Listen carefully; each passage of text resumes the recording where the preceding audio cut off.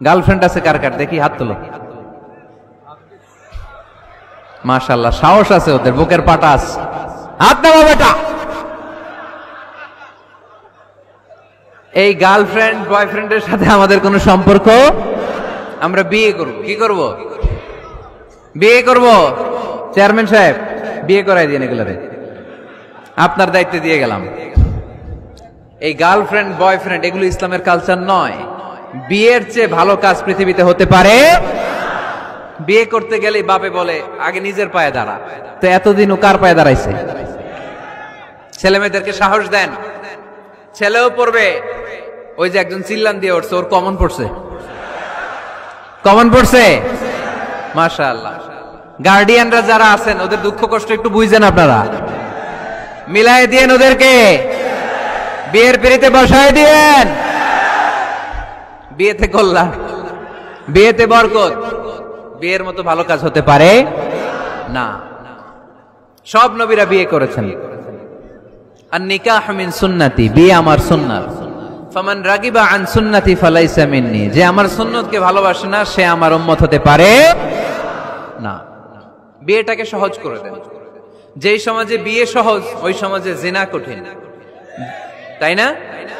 যেই সমাজে জিনা সহজ ওই সমাজে বিয়ে কঠিন।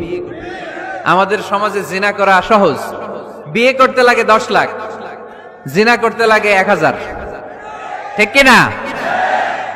10 লাখ টাকা ছাড়া বিয়ে করা যায় না। এটা লাগবে, ওইটা লাগবে, এই দাও, ওই দাও, মোহর দাও, বিশাল অঙ্কের মোহর। 10 লক্ষ টাকা ধার্য না করলে মেয়ে দিবে না, এরকম আছে না নাই? না, এগুলো আসলে ইসলামিক কালচার না। ছেলের বাবা মেয়ের বাবা উভয়কে আমি বলি বিয়েটা সহজ করে দেন, সহজ করে দেন। ছেলে পড়াশোনা করুক, সমস্যা নাই, মেয়েও পড়ুক, কিন্তু তারা পবিত্রভাবে তাদের সম্পর্ককে মেনটেন করুক, ঠিক কিনা? তাদের এই যৌবনের তাড়নায় যে পাপের সাথে জড়াবে তার পার্সেন্টেজ গুণা বাবা হিসেবে আপনার কাঁধেও আছে না নাই?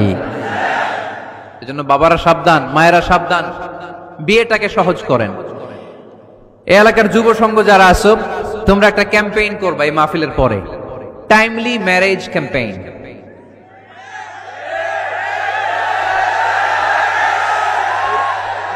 Timely marriage campaign. সময় মতো বিয়ে দিতে হবে, দেরি করা যাবে। বাপ মা বুঝে না, একজনকে হুজুর আব্বাই বুঝে না। গার্ডিয়ান যারা আছেন একটু সদয় হন। ওরা যে পাপের সাথে, পাপের রাস্তা যে ওরা চিনে যাচ্ছে, পাপের পথে যে জড়িয়ে যাচ্ছে, আল্লাহর সুপ্রিম কোর্টের কাঠগড়ায় আসামি করে আল্লাহ সেদিন আপনারে দাঁড় করাবে। আল্লাযীনা হুম লিফুরুজিহিম হাফিজুন, they guard their privates। মুকদ্দমাতুল হারামে হারাম, এট এ গ্ল্যান্স। একটা নারীর দিকে চোখ পড়ে যাওয়া এটা হারাম না, কিন্তু এই চোখ পড়ার কারণে এটা জেনার দিকে নিয়ে যাবে, এজন্য এটাকেও হারাম করেছে কে? মুকদ্দমাতুল হারামে হারাম। এই নজরটা বড় খারাপ। আন-নাযার সাহামুন মাসমুমুন মিন সিহামি ইবলিস। এই নজর হচ্ছে শয়তানের বিষ মাখানো তীরের মধ্য থেকে একটা ভয়ঙ্কর তীর।